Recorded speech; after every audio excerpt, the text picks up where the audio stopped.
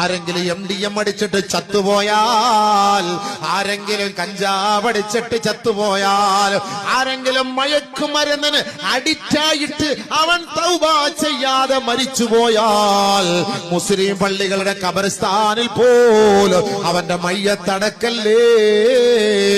ജന്നിബൂഹു ജാറസൂ, അല്ലാഹുവിന്റെ റസൂല് പറഞ്ഞു, ആ തെമ്മാടികളുടെ മയ്യത്ത് നിങ്ങൾ മാറ്റി അടക്കണം കേട്ടോ.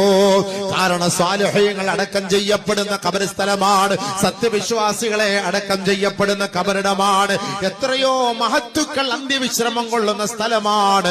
അവിടേക്ക് ഒരു ചാരായവും കഞ്ചാവും അടിച്ചവന്റെ മയ്യത്ത് കൊണ്ടുവന്നടക്കിയാൽ അവന്റെ ഖബറിലേക്ക് അള്ളാഹു ഇറക്കുന്ന ശിക്ഷയുടെ പ്രതിഫലനം അടുത്ത് കിടക്കുന്ന ഖബറാളികൾക്കും ഉണ്ടാകുമെന്ന് കമാ ഖാല ഹബീബുനാ ശഫീഉനാ റസൂലുള്ളാഹി സല്ലല്ലാഹു അലൈഹി വസല്ലം. വേണോ വേണ്ടായോ എന്ന് ജമാഅത്ത് കമ്മിറ്റി തീരുമാനിക്കട്ടെ, ഈ സമുദായം തീരുമാനിക്കട്ടെ.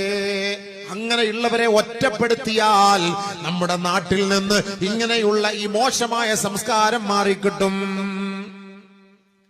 കഞ്ചാവ് അടിച്ചടക്കുന്നവന്റെ ഒക്കെ പേരെഴുതി വെക്കണം, അവന്റെ കുടുംബത്തിന്റെ പേരെഴുതി വെക്കണം. ഇങ്ങനെയുള്ളവൻ മാതാപിതാക്കളെ വരെ ആ വിഷയത്തിൽ ശ്രദ്ധിച്ചില്ല എങ്കിൽ ഇങ്ങനെയുള്ളവന്റെ മയ്യത്ത് അവൻ ചത്തുപോയാല് അവന്റെ മയ്യത്ത് ഈ പള്ളി അടക്കൂല, അടക്കും ലാസ്റ്റ്.